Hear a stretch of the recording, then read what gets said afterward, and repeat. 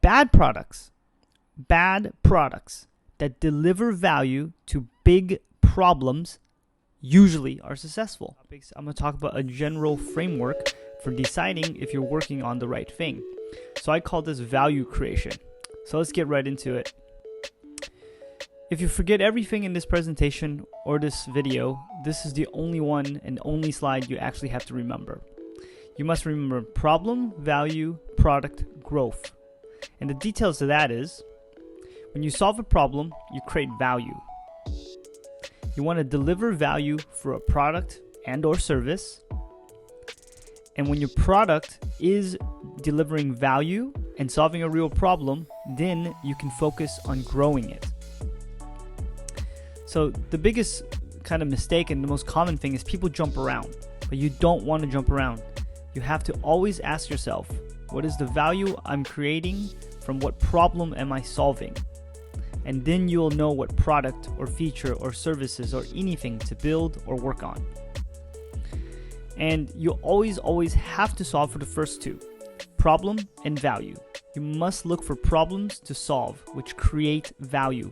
If you build a product without understanding the problem or the value you're trying to deliver, it will fail. Almost most of the time it will fail. Unless you build a product and accidentally bump into a problem that you didn't know you were solving. That can also happen. But generally speaking, if you don't know the problem and you don't know what kind of value you're creating, building a product and growing it will never work. So when you deliver value to a problem by creating a product, this is what you call product market fit. So you hear this term all the time. And all that means is you've built a product that is solving an obvious problem. So when you build a product that solves a problem, more people will use it. The biggest problem with things that don't work is that people don't build things that solve real problems. Now, according to Forbes and pretty much every publication in the entire world, the reason companies fail is because they make products no one wants. Or the way I like to think of it, because they don't solve a problem. Now, a product without a problem, aka no product market fit, is deadly.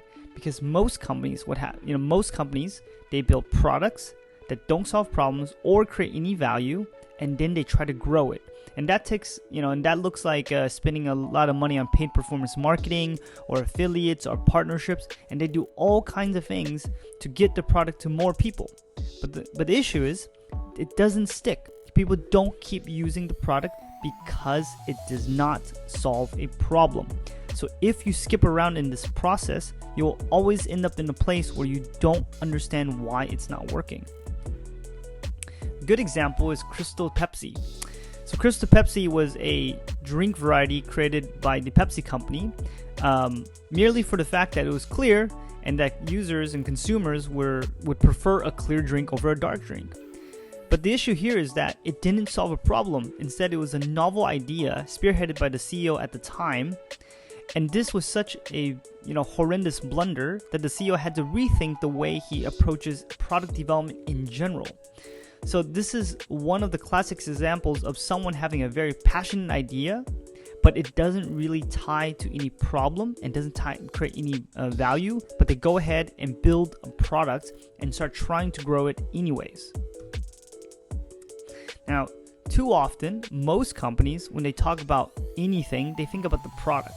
And too often we focus on the product, but that is not the right thing to focus on. You need to focus on the value or the problem. So when you're taking a look at a company, or you're thinking about a feature, or you're taking an analysis of your own product, the thing you gotta stay away from is thinking about the actual product, and always put yourself in a position to answer the questions. What are the problems this product, or this feature, or this button, or this paragraph, or this word, or this icon is solving? Because if you can't answer that, it's most likely not going to connect with your users. Now, however, bad products that deliver value to big problems usually are successful. I'll give you some examples. The most classic example is Craigslist. Craigslist was built in 1999, and since then has not had their product updated. The UI is pretty much the same. The experience is pretty much the same. The usability is a little bit better than before, but still it is a very complex and very aged looking website. Now, Craigslist as of today is in 700 cities in 70 countries. It makes $1 billion in revenue with just 50 employees. That makes it one of the most productive companies in the entire world. It gets more visitors a month than Netflix. Now, Craigslist, by any measure of product management or design, would be considered a quote-unquote bad product or a horrible design product. But Craigslist provides so much value because it solves such a common problem that exists in so many parts of the world, and it's such a big thing that it still to this day is very, very successful in every aspect that you measure. In any metric, it is an extremely successful company. And the CEO is not even interested in growing revenue.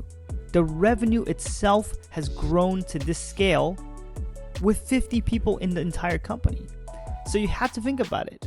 If you got a bad product that solves a big problem, it still can't be successful, which means solving big problems is the number one priority of any person who's making a decision on what they should work on.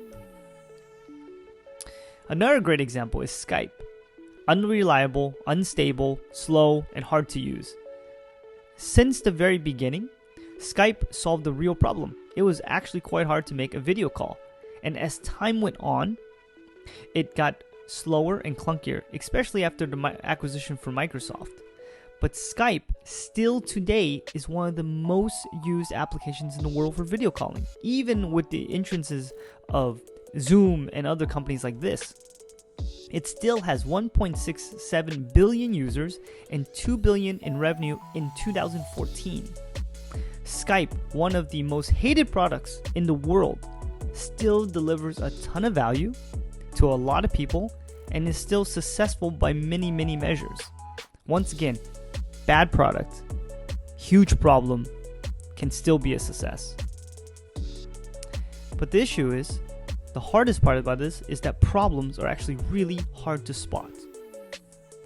Big problems are even harder to spot. But when you spot big problems and you solve them by creating value and you create a good product, you end up with a huge and massive company. Companies like Amazon, Airbnb, and Uber were solving problems that no one really saw, but felt. Now, there's some times when you might see a problem, you might start to generate some value, so you build a product to solve that problem and so on and so forth. But maybe the product itself is not working. Maybe the UI is confusing. Maybe the messaging is wrong. And so what happens is you change the product. You change the product, but you keep the same vision and you keep trying to solve the same problem. This is what is called a pivot. This is a classic description of what a pivot is. Different product, same problem, same value you're trying to create.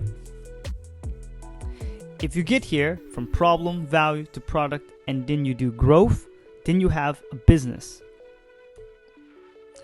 And then at that point, what you should be doing is you should be repeating that framework, that process at a feature level, at a product level, at a market level, at an expansion level, at an acquisition level, and you're constantly running your thought process through this cycle. Problem, value, product, growth. Problem, value, product, growth. So to summarize, your goal is to solve problems and not to build products. Growth only can happen profitably when you have product market fit. Don't skip around. You want to always go back through the same cycles and ask the same questions. What is the problem I'm trying to solve? What is the value I'm trying to create? What is the right product to fit that? And how do I grow it? But you never say, what's the right product and how do I grow it without identifying the problem or the value you're trying to create. So don't skip around.